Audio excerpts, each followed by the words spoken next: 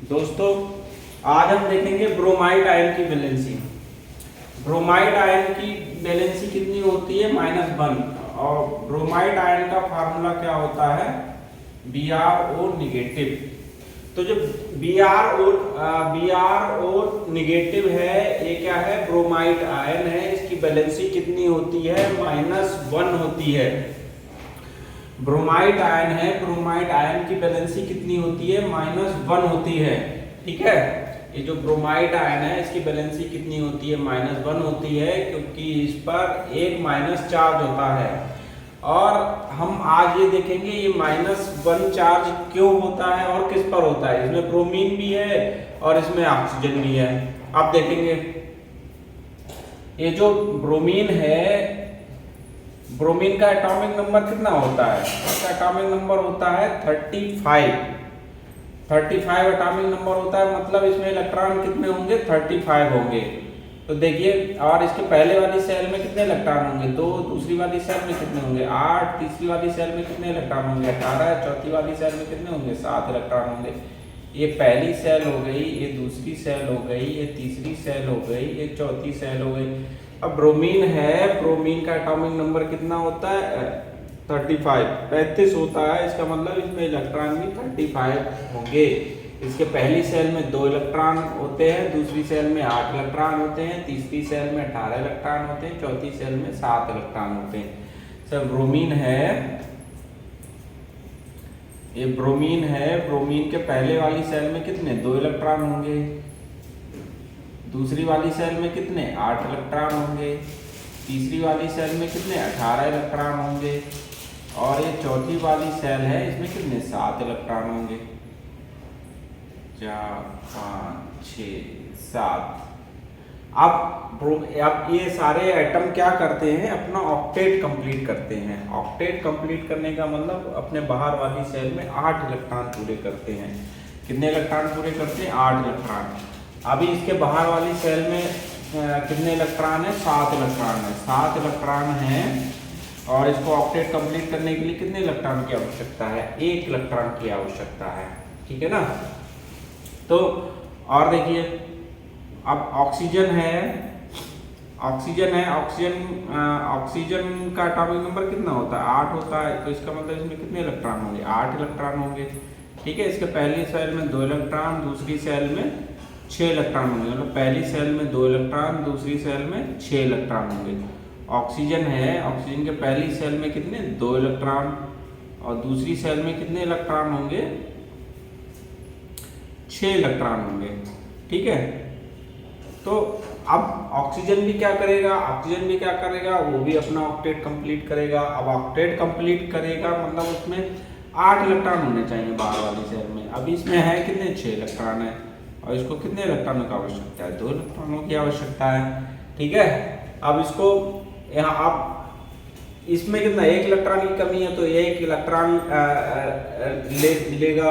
और इसमें 2 इलेक्ट्रॉन की कमी है तो ये 2 इलेक्ट्रॉन लेके ब्रोमाइड आयन बनाएगा। तो उसमें क्या होगा? एक नेगेटिव चार्ज जनरेट होगा। ठीक है ना? ये देखिए, अब जैसे कोई कंपाउंड मान लो HBrO नेगेटिव है। अब इसमें मान लो H, ये इसको हम ऐसे करके लिख लें,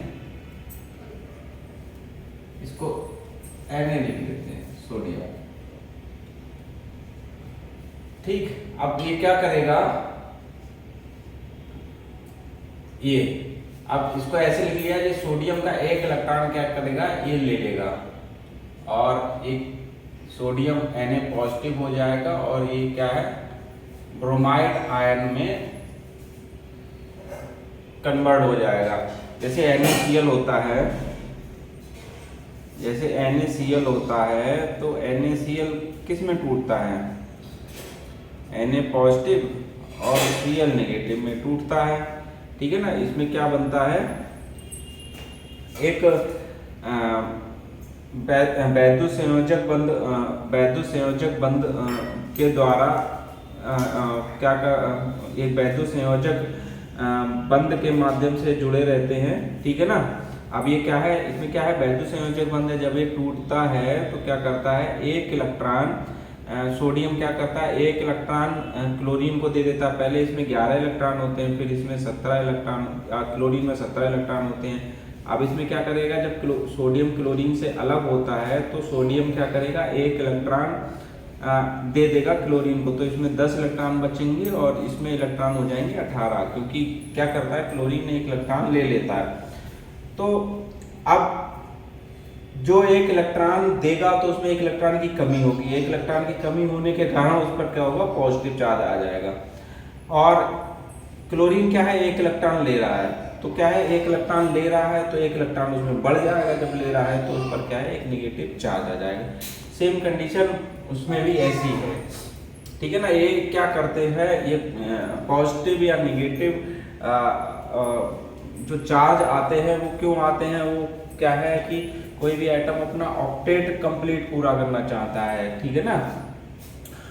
तो ऑक्टेट कंप्लीट करने के लिए वो इलेक्ट्रॉन दे भी सकता है, ले भी सकता है। जैसे सोडियम है, सोडियम की टेंडेंसी क्या है, इलेक्ट्रॉन देने की है, ठीक है ना। क्लोरीन की टेंडेंसी क्या है, इलेक्ट्रॉन लेने की है।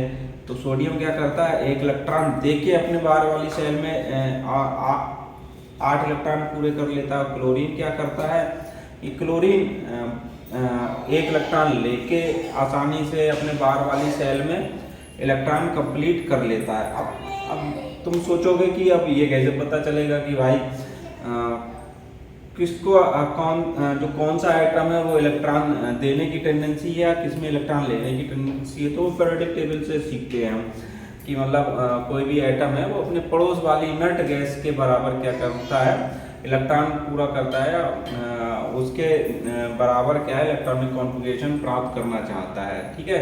तो जिसमें आसानी रहती है, जो पीरियोडिक टेबल में शून्य समूह में जो इनर्ट गैसें हैं, उन इनर्ट गैसों की तरह ही वो अपना इलेक्ट्रॉनिक कॉन्फ़िगरेशन, या अपने सुन लो, जो अपने पीरियोडिक टेबल में शून्य समूह में जो इनर्ट गैसें हैं, उन इनर्ट गैसों के बराबर इलेक्ट्रॉन करना चाहते हैं ये एटम।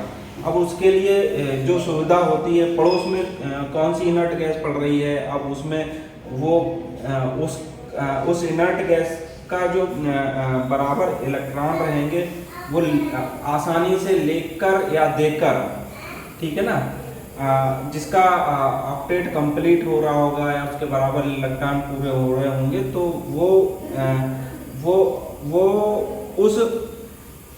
वो आइटम क्या करेगा, जिसमें सुविधा होगी या इलेक्ट्रॉन देकर या इलेक्ट्रॉन लेकर, वो कंडीशन फॉलो करेगा। जैसे सोडियम है, सोडियम एक इलेक्ट्रॉन देके अपने पड़ोस वाली इनर्ट गैस का इलेक्ट्रॉनिक विन्यास प्राप्त कर लेता है। क्लोरीन क्या करता है, एक इलेक्ट्रॉन लेके अपने पड़ोस वाली इनर्ट गैस का इलेक्ट्रॉनिक विन्यास प्राप्त कर लेता है, ठीक है।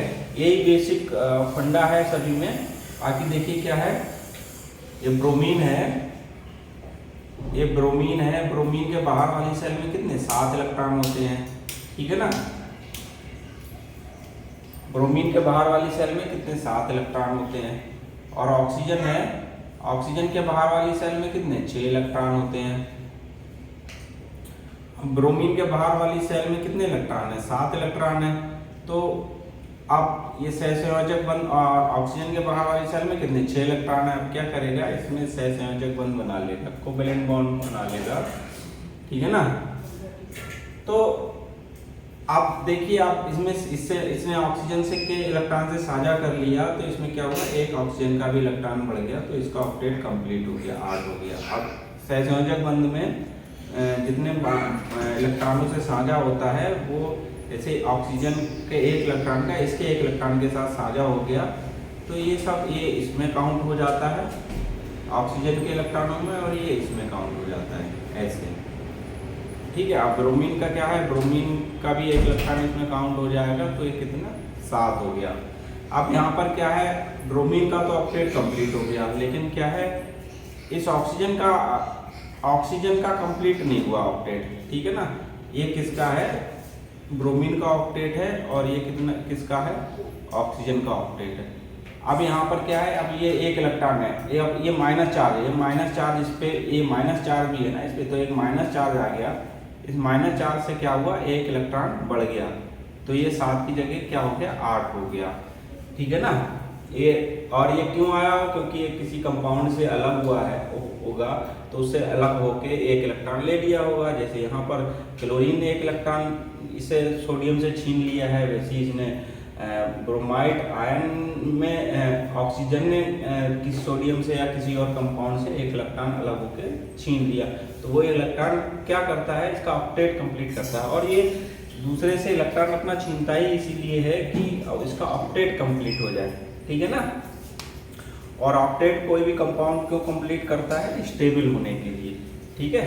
तो दोस्तों आशा करता हूँ आपको ब्रोमाइड आयन की वैलेंसी समझ में आई होगी।